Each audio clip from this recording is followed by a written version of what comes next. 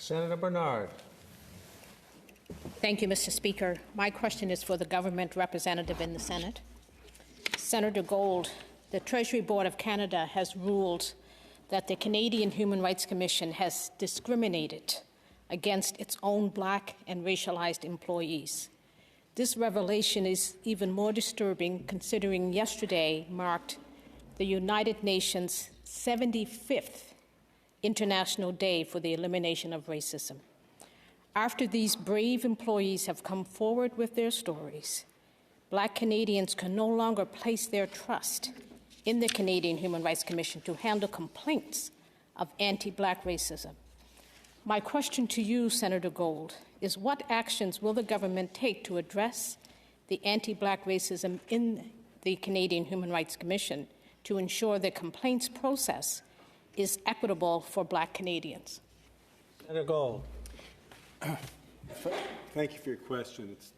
The fact that a grievance was brought and the positive response to the grievance is deeply troubling and deeply disappointing, especially given the context of the institution that's involved. And Canadians deserve to be free from racism everywhere in our country, in every space they inhabit, especially their workplace, has no place in our institutions.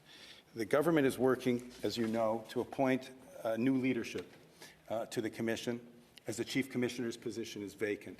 And dealing with the outcome of these findings, of the finding of the Treasury Board, will be an important part of the responsibilities of the new leadership of the Commission.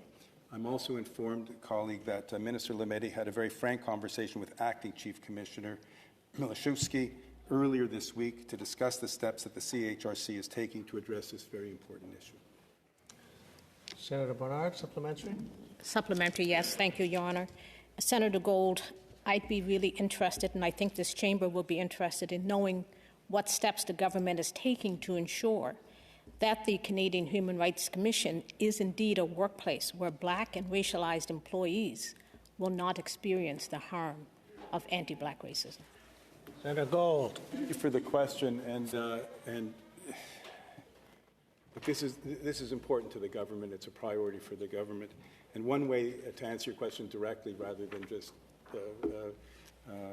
speak in more general terms, one way that the government is taking action, in addition to the ones that I've already described, in terms of working with towards the appointment of new leadership and making that a priority for the leadership, is through the Federal Anti-Racism Secretariat.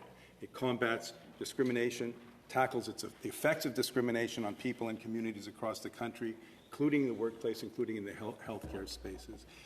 So this is one other measure that the government is taking more broadly to do its part to reduce, indeed, ideally eliminate racism in the workplace and other spaces in this country.